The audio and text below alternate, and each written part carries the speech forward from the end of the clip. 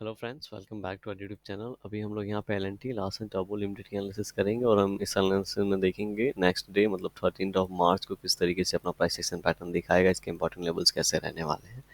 तो एल को अगर हम देखेंगे तो एल ऊपर आने के बाद 15 मिनट टाइम फ्रेम पे हम बात कर रहे हैं। 15 मिनट टाइम फ्रेम पे आज के ओपनिंग के बाद यहाँ पे ये अपने आप को संभालता हुआ दिखा है और ये यहाँ पे जिस तरीके से ट्रेड कर रहा है, ठीक है, ये कहीं ना कहीं इस ट्रेंड लाइन को यहाँ पे सब रिस्पेक्ट कर रहा है। ऊपर की ओर देखेंगे तो ऊपर यहाँ मोमेंटम के बाद ये फिर से यहाँ पे एक इस तरीके का मोमेंटम हो रहा है।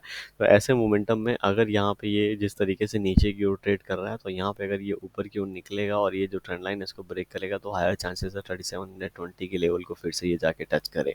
ठीक है, अगर ये ऊपर की ओर ब्रेक करता है तो एक यहाँ पे चांस रहेगा ये 3720 की ओर ब्रेक करे, लेकिन ये जिस तरीके से प्राइस एक्शन पैटर्न बना रहा है अगर ये नीचे की ओर ब्रेक डाउन करता है और ये ट्रेंड लाइन ब्रेक डाउन होता है तो हो सकता है ये लगभग लगभग 3560 के आसपास ट्रेड करे। तो ये ऐसा सिनारियो यहाँ पे पॉसिबल है, लेकिन डेली टाइम फ्रेम पे क्या हम लोगों को यहाँ पे देखने को मिलता है उसे भी हम लोग यहाँ पे ज़रूर चेक करेंगे।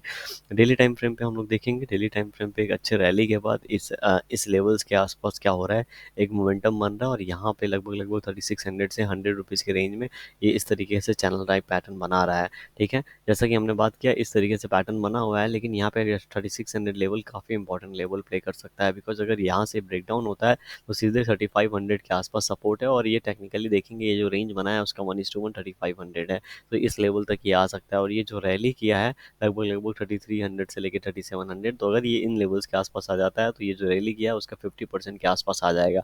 एंड उसके बाद ये इसे ब्रेक नहीं करना चाहिए, लेकिन क्योंकि अगर उसके बाद ब्रेक करता है तो फिर इसमें कुछ बचेगा नहीं और जो भी ये रैली किया है उसे कहीं ना कहीं वो लूज करता हुआ दिख सकता है। तो अगर ये 50% करेक्शन होने के बाद यहाँ पे ऊपर क्यों निकलता है अगेन ये चैनल पैटर्न को रख के एंड उसके बाद बाउंस बैक देता है तो एक अच्छा खासा हम लोग को ऊपर की ओर 200 का टारगेट मतलब 3900 तक का हम लोग को ऊपर की ओर टारगेट देखने को मिल सकता है। अपना अल्टीमेट टारगेट 4000 का है ऊपर की ओर, राइट। अब यहाँ पे नीचे की बात करेंगे तो नीचे बहुत ज़्यादा स्पेस नहीं है, जैसा आज के दिन ऊपर ट्राई करने के बाद नीचे की ओर क्लोजिंग दिया है, लेकिन हाँ जो 3600 लेवल है इसके आसपास से इसको क्या लेना चाहिए सपोर्ट। अगर कल के दिन जाता है और इस तरीके से ऊपर की ओर कैंडल क्लोजिंग दे देता है, हैमर टाइप कैंडल या फिर पिन टाइप कैंडल ऊपर की ओर बनाता है, तो ऐसा ये मान के चल सकते हैं कि अगर इसका हाई ब्रेक होगा तो हो सकता है इसी चैनल पैटर्न में ये ऊपर की ओर जाए एंड फिर से चैनल पैटर्न के अंदर घूमे या फिर ब्रेकआउट दे। ऐसा सिनारियो पॉसिबल हो सकता है जिसकी प्रोबेबिलिटी थोड़ी हाई रहेगी। और अगर यहाँ पे क्लोजिंग जो है इसके नीचे कहीं पे दे देता है, इस तरीके से क्लोजिंग हम लोग को कैंडल मिल जाता है, तो थोड़ा सा ये वीक दिखेगा और आने वाले समय में नीचे वाले लेवल्स हम लोग को हो सकता है ये दिखा सकता है। ठीक है, तो इस ऐसे सिनारियो के लिए भी हम लोगों को क्या रहना चाहिए, रेडी रहना चाहिए।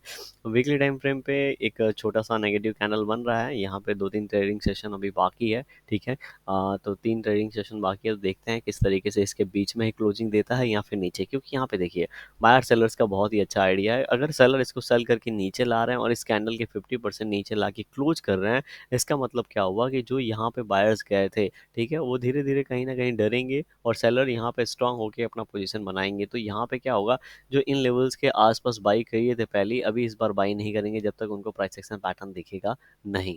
First thing. सेकेंड थिंग, अगर ये इन लेवल्स के आसपास आ जाता है तो ये एसएल उनका हिट होगा और वो एग्जिट हो जाएंगे, लेकिन इतना नीचे आने नहीं देंगे क्योंकि इसमें थोड़े स्ट्रॉन्ग बायर्स हैं जिस तरीके से यहाँ पे लास्ट टाइम मोमेंटम हुआ था।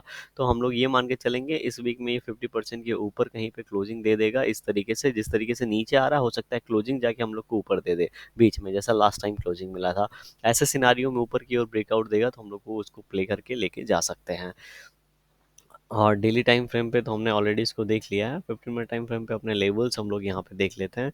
तो 15 मिनट टाइम फ्रेम पे अगर हम लोग यहाँ पे लेवल्स अपने देखेंगे तो हम लोग को यहाँ पे लगभग लगभग ये लास्ट स्विंग जो था 3745 का जब ब्रेक डाउन हो तो ऊपर की ओर हम लोग को 3730 तक का टारगेट देखने को मिल सकता है।